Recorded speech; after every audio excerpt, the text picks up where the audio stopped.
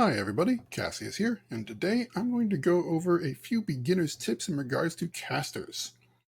The first tip that I want to go with is specifically the feature known as Hex. This is one of the most useful support abilities that you can get in the entire game, and it's useful from the very beginning all the way to the end of the game, depending on how you want to build a party.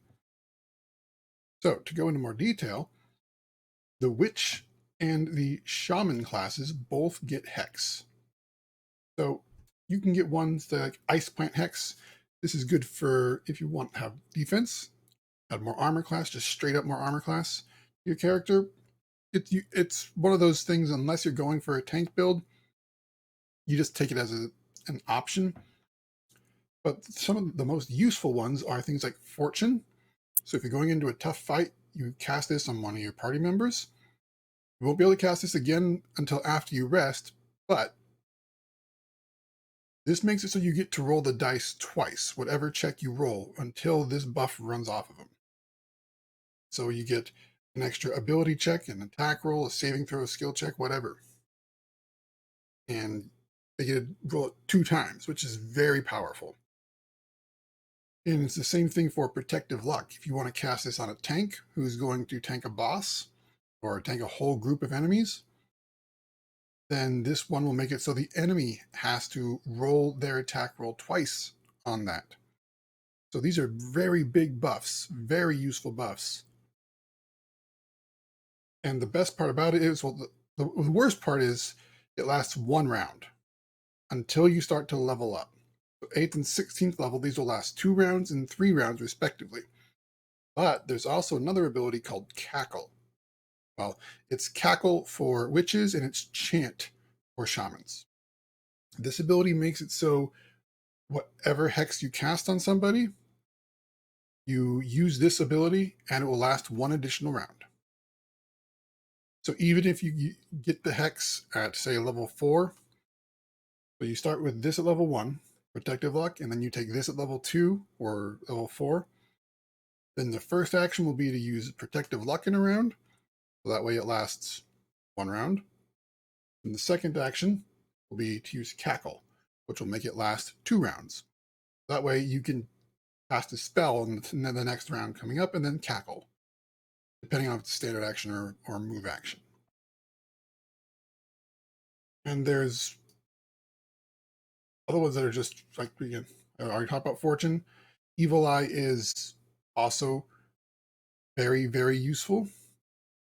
So you get you cast this on an enemy. This does not work on undead, but or anyone who is immune to mind affecting abilities. So that's a downside, but there's still plenty of enemies that this will work on. So a -2 penalty on AC, ability, attack rolls, saving throws, and skill checks. That's a decent minus. But again, as you go up in level, 8th level, it goes up to -4, which is a huge minus. So if you're having trouble hitting an enemy, using this on that enemy will make them much easier for you to hit.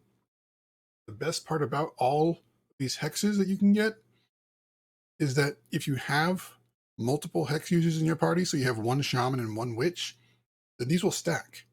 You can cast 2 fortunes on the same party member. That way they'll get 3 dice rolls and they'll choose the highest one. Same thing with Protective Luck. The enemy will have to roll 3 dice and they'll use the lowest one to try and hit you. And Evil Eye, after level 8, they'll get -8 to their AC, attack rolls, saving throws. It's very, very powerful. And this is something I would easily recommend for any party who's going to be going with core difficulty or above, simply because it really does make a lot of the tougher fights easier. The second tip that I would go for is the Grease spell. This is one of the single most useful crowd control abilities that you can get in the early game, and it's still even useful later on in the game. Essentially, it provides a relatively high DC for anyone in the area of the Grease spell to just fall over. This is especially useful if you have a lot of range DPS, as most of the enemies will just fall over. They'll be prone. They can't really attack you because they're on the ground, and they have to make a save every round to just try to stand up. And then you can just shoot them. You can just shoot them over and over again until they die or until they get up and start moving towards you. You don't even have to move your people in there unless you have somebody who you are fairly certain will be able to make the reflex save. Okay, you can send them in there and they can start beating on the enemies that while they're down on the ground because they can't stand up. This right here is one of the most useful spells, and I definitely recommend utilizing this as much as possible early in the game. There's also a little bit, I'm not sure if it's a bug right now or not, but if you take the feat here, where is it? Selective spell. The Metamagic selective spell, so it makes it, instead of a first level spell, it's a second level spell to cast, but it also makes it so it doesn't affect your party members. So that way your party members can even walk into the grease. I'm pretty sure that's in error. It's not supposed to be there, or at least not supposed to be there in the pen and paper version. But they haven't fixed it, and the game's been out for over a year now. So who knows? Maybe it's meant to be there. We'll see. But with that done, I'm going to my third and final tip for this video. And that will be the different spell feats that you can get, specifically the big difference between spell DC and caster level. You see these things called spell focus and greater spell focus. What those will do, as you can see by the description over there, is add +1 difficulty for all saving throws against spells. So that's what it means by spell DC. When you cast a spell, there will be a saving throw that they need to roll in order to pass it. So like Fireball. You cast a Fireball, they need to make a reflex save in order to potentially have or fully negate the damage from that spell. With spell focus and greater spell focus, that would increase that save by +1 or +2 respectively.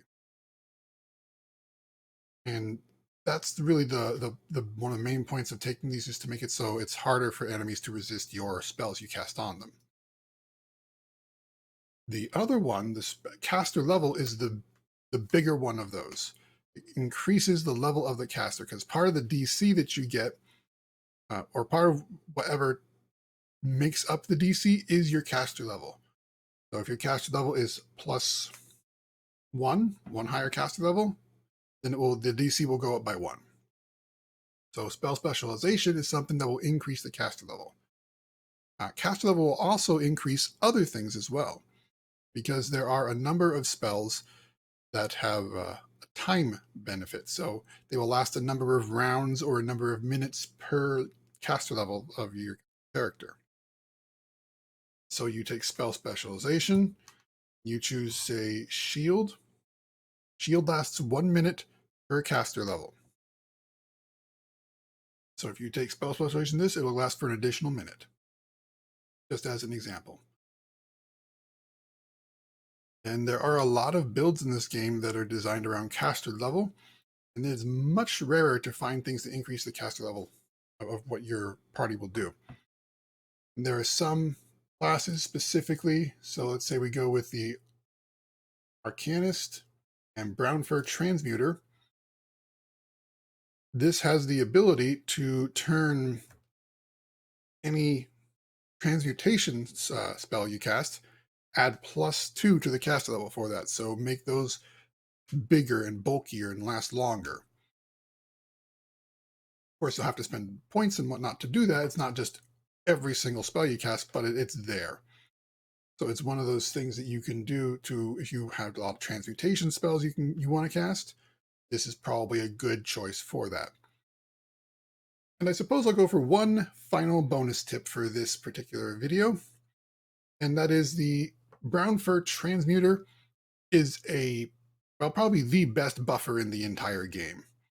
And if you want to just get a mercenary Brown Fur Transmuter and just have him in the back and just have him buff before you go into an area, then that could be very useful, because he gets abilities that are powerful change. So increases the ability score.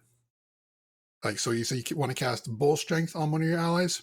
Bull Strength will give you +4 to your strength. to whoever you cast it on. Ground for Transmuter can make that go up to +6 instead. Very useful ability to have. Ground for Transmuter also get the Share Transmutation. There are a lot of transmutation spells that are buffs that will only work on whoever the caster is. With this ability, can cast those spells on somebody else, and that's very powerful. So things like Dragonkind spell to turn your character into a dragon. With that, you can share that spell and cast it on somebody else. So if you have any animal companions, you want to turn them into a dragon, boom, go ahead, do it. They're now big dragons and they have huge bonus stats. And if you take Brown for Transmuter and go all the way to level 20, then instead of +2, all those bonus stats increase by +4. So that Bull Strength, instead of being +4 to Strength or +6 to Strength, is now +8 to Strength, which is tremendously more powerful than you could otherwise get for even most of the gear that you can find. Actually, the vast majority of the gear you can find. There's only maybe 3 items in the entire game that gives you +8 to a single stat, not counting stuff you can get from the DLCs. Yeah, so this is a phenomenally useful buff class if you wanted to have that. But yep, that'll do it for my caster tips for this video. I hope you found it informative. And if you have any questions, comments, go ahead and leave them down in the comment section down below. I'd love to hear from you. Otherwise, thank you so much for watching this video. I do appreciate it. And until I do see you again, have a good one, y'all.